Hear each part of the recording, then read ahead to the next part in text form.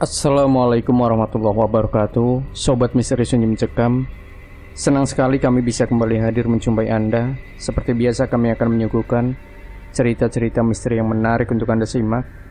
Dan untuk kesempatan kali ini kami sudah menyiapkan sebuah kisah nyata misteri yang berjudul Tanah Warisan Bau Anyir. Ternyata ini penyebabnya. Sudah setahun lebih kebun mendiang Pak Usman terbengkalai. Rumput liar pun banyak yang tumbuh di kebun tersebut. Semasa hidupnya Pak Usman sangat rajin membersihkan kebun itu. Sampai-sampai kebun jati tersebut nampak seperti tempat wisata karena saking bersihnya.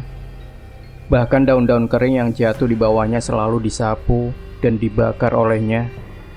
Namun petaka terjadi setahun yang lalu. Pak Usman yang terlihat begitu sehat tiba-tiba jatuh sakit karena COVID-19 dan kemudian dinyatakan meninggal seminggu setelahnya menyusul istrinya yang sudah mendahulunya. Semenjak kejadian itu, kehidupan keluarga besarnya berubah. Rumah yang dulunya ramai dikunjungi cucu-cucunya sekarang terlihat sunyi. Tinggal putra bungsunya bernama Ratmo bersama keluarga kecilnya. Pak Usman memiliki dua orang putra yang semuanya sudah berkeluarga. Putra pertama yang bernama Rano tinggal tidak jauh dari rumah orang tuanya. Sebelum meninggal, Pak Usman berwasiat kepada Ratmo selaku pewarisnya agar tidak menanam selain pohon jati di kebun tersebut. Sedangkan Rano mendapat bagiannya sendiri berupa sawah di dusun sebelah. Sepeninggal orang tuanya, usaha yang ditekuni Ratmo mengalami penurunan. Semua itu karena dampak adanya pandemi yang melanda seluruh negeri. Akibatnya banyak masyarakat yang menjaga pengeluarannya. Permasalahan itu membuat Ratmo sulit menemukan jalan keluarnya. Saat permasalahan tak kunjung terselesaikan, datanglah rekannya yang bernama Somet. Rekannya itu dikenal sebagai juragan kayu terpandang di kampungnya. "Gimana Kang? Kayu jatinya mau dijual nggak?" tanya Somet dengan nada bercanda. Mendengar pertanyaan itu, Ratmo berpikir sejenak. Ia baru ingat ternyata memiliki kebun jati warisan mendiang ayahnya. Pikirannya sedikit tenang dengan pertanyaan rekannya. "Sepertinya ini jalan terbaik dari semua permasalahan ekonomi yang sedang kuhadapi," pikirnya dalam hati. Namun di sisi lain, Ratmo sudah berjanji dengan dirinya sendiri untuk tidak menjual pohon jati tersebut. Kayu jati itu rencananya diperuntukkan untuk masa depan anaknya. Kegelisahan pun menyelimuti pikirannya. Ditambah lagi sebelum meninggal ayahnya berwasiat untuk menjaga kebun jati itu dengan baik. Untuk menutupi kebimbangannya, Ratmo bertanya balik kepada rekannya. "Emang berani berapa, Met?" tanya Ratmo penasaran. "Mintamu berapa, Kang? Tak bayari kontan kalau cocok." Seketika Ratmo tergiur dengan jawaban rekannya. Ratmo mulai lupa daratan. Hatinya makin menggebu untuk segera menyampaikan nominal rupiah yang diinginkan. Wasiat dari ayahnya terlupakan begitu saja. 60 juta gimana?" tanya Ratmo sambil tersenyum. Tanpa disangka Somet mengiyakan permintaan Ratmo. Beberapa saat kemudian, Somet pamit pulang untuk mengambil uang tersebut. Di perjalanan, ia dikagetkan dengan sosok mendiang Pak Usman sedang berdiri dekat kebun jati milik Ratmo. Wajahnya menyimpan kesedihan. "Kok tiba-tiba bulu kuduku merinding ya? Tadi itu siapa ya?" gumam Somet. Pikirannya menjadi kacau. Ia tidak berani berhenti, apalagi menegur orang itu. Karena waktu sudah mendekati maghrib. Setelah persoalan jual beli selesai, hal tak lazim pun terjadi. Sudah 2 malam berturut-turut, Somet selalu bermimpi bertemu dengan mendiang Pak Usman, ayah Ratmo. Kejadian itu membuat Somet tidak nyaman. Dalam mimpi tersebut, mendiang Pak Usman selalu menatap sinis padanya. Tatapannya penuh dengan amarah dan kebencian, membuat yang memimpikan pasti langsung terbangun. Akan tetapi, nasi sudah menjadi bubur. Kesepakatan pun sudah terlanjur terjadi. Kayu jati itu sudah dijual kembali ke perusahaan besar untuk diolah. Sampai pada akhirnya, Somet tidak kuat lagi dengan teror yang menimpanya. Kemudian diceritakanlah perihal mimpinya kepada Ratmo.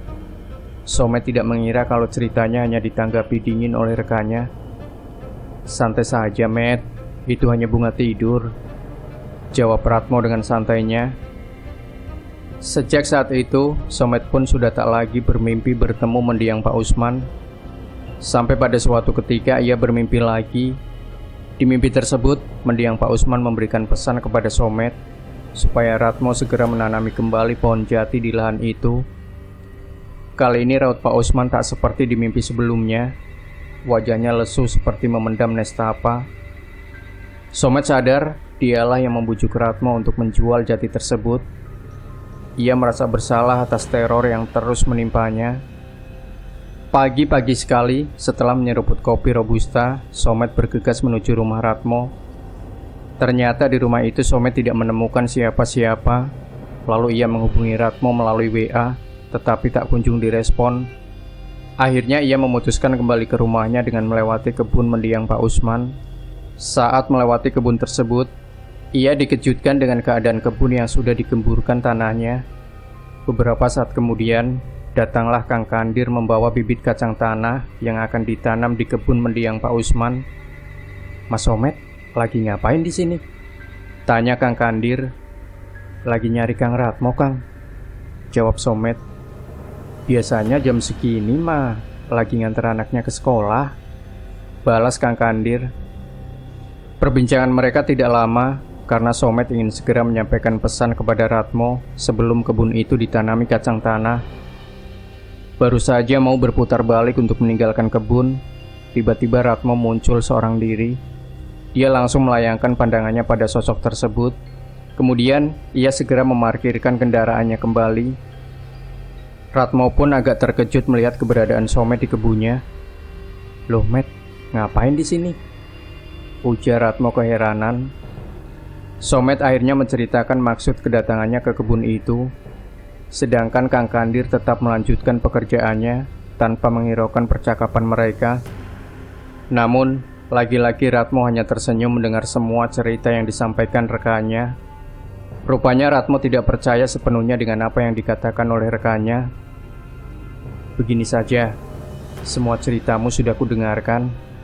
Tetapi maaf sekali, sementara waktu lahan ini akan aku tanami kacang tanah dulu. Suatu saat pasti akan kutanami pohon jati kembali," ujarnya. Somet pun pergi meninggalkan Ratmo tanpa mau menoleh. Dalam benaknya yang terpenting pesannya sudah tersampaikan. Menjelang tengah hari, suasana kebun makin sunyi. Saat istirahat siang, para petani memilih pulang ke rumah untuk beristirahat sejenak. Ratmo pun meminta Kang Kandir beristirahat terlebih dahulu sambil menikmati teh hangat. Siang itu angin berhembus dengan sejuknya, membuat siapa saja yang terlena pasti akan diperdaya angin ke alam mimpi. Seperti halnya Kang Kandir. Melihat Kang Kandir ketiduran, Ratmo pun pulang ke rumah sebentar untuk mengambil makan siang. Dalam tidurnya, Kang Kandir malah bermimpi buruk. Ia diminta seseorang untuk segera meninggalkan kebun tersebut. Sontak saja Kang Kandir terbangun, melihat kanan kirinya, ia tidak menemukan siapa-siapa. "Kemana Mas Ratmo? Kok sudah nggak ada orang?" tanyanya dalam hati. Langit tiba-tiba mendung. Tiupan angin mulai mendinginkan suasana sekitar. Sayup-sayup terdengar suara hujan yang makin bergemuruh. Dengan perasaan takut, Kang Kandir bergerak menjauh dari kebun tersebut dengan motornya. Namun, dari arah belakang sayup-sayup terdengar seseorang memanggil namanya. Rasa takutnya makin menjadi-jadi. Kang Kandir pun terus menggeber motornya tanpa mau menengok, apalagi mencari sumber suara itu. Setelah sampai di rumahnya, telepon genggamnya berbunyi. Ternyata ada sebuah pesan dari Ratmo yang menanyakan keberadaannya. Dengan tangan bergetar, Kang Kandir membalas pesan tersebut, kemudian menyampaikan ketidaksanggupannya membantu menanam kacang tanah lagi. Sementara itu Ratmo merasa heran dengan sikap Kang Kandir yang berubah begitu cepat, tanpa memberikan alasan yang jelas mengenai ketidaksanggupannya. Keesokan harinya dengan sisa-sisa tenaganya, Ratmo melanjutkan pekerjaan yang ditinggalkan Kang Kandir. Setelah selesai, Ratmo kembali ke rumah dengan wajah sumringah karena berhasil menyelesaikan pekerjaannya. Waktu terus berlalu, tidak terasa sudah 8 hari yang lalu Ratmo menanam kacang tanah di kebun warisan mendiang ayahnya. Pagi itu dengan kecepatan biasa-biasa saja, Ratmo meluncur dengan motornya untuk sekedar melihat tanamannya. Namun sepertinya tidak ada tanda-tanda kacangnya itu akan tumbuh. Setelah dicek, ternyata kacang tanah tersebut mengalami pembusukan. Anehnya, tanah di sekitarnya ikut berbau anyir, seperti ada binatang yang mati di dalamnya. Malam pun tiba, desa Bimajaya nampak diselimuti hawa dingin dan sunyi. Hanya terdengar ocehan binatang malam yang mempertegas suasana asri pedesaan. Dengan tatapan kosong, Ratmo mulai kepikiran dengan peristiwa aneh yang dialaminya akhir-akhir ini. Dimulai dari cerita aneh yang disampaikan Somet, sampai pada cerita Kang Kandir yang tiba-tiba tak mau bekerja lagi dengan dirinya. Ratmo pun mulai mengaitkan musibah yang dialaminya dengan peristiwa itu. Namun dalam hati kecilnya, ia ingin melawan rasa penasarannya dan bertekad untuk menanami kembali kacang tanah. Baru saja memikirkan hal itu, tiba-tiba dikagetkan dengan suara seperti benda jatuh yang bersumber dari ruang tamu. Kebetulan saat itu Ratmo sedang mau membaringkan tubuhnya di kamar. Ratmo pun kaget bukan main. Tak ayal, ternyata suara itu berasal dari bingkai foto mendiang ayahnya yang jatuh, lalu menimpa meja kaca di bawahnya. Padahal saat itu hanya dia dan istrinya yang berada di rumah, sedangkan anak semata wayangnya sedang menginap di rumah pakdenya. Peristiwa itu membuat Ratmo dan istrinya tidak bisa tidur semalaman. Keesokan harinya, Ratmo ditemani istrinya berinisiatif berkunjung ke rumah Somet. Istrinya ingin mendengarkan secara langsung cerita tersebut. Selama ini Ratmo tidak pernah menceritakan peristiwa itu kepada istrinya. Dalam perjalanannya, ia tidak sengaja bertemu dengan Kang Kandir. Kesempatan itu dipergunakan untuk menanyakan alasan sebenarnya mengapa tidak mau lagi bekerja dengannya. Akhirnya Kang Kandir menceritakan semua peristiwa yang dialaminya. Mendengar cerita itu Ratmo terkejut dan langsung meminta maaf kepada Kang Kandir karena ikut terseret ke dalam lingkaran keserakahannya. Setelah itu Ratmo tetap berkunjung ke rumah Somet. Ia meminta maaf karena ikut terseret dan memohon supaya Somet mau membantunya menanam kembali pohon jati di kebunnya. Dan setelah ditanami pohon jati kembali, teror dari mendiang ayahnya tidak pernah mengganggunya lagi. Demikian Sobat Misteri Sunyi Mencekam. Tinggalkan komentar Anda, like, share video ini, subscribe channel Sunyi Mencekam, dan nantikan kembali cerita-cerita misteri terbaru dari kami. Wassalamualaikum warahmatullahi wabarakatuh.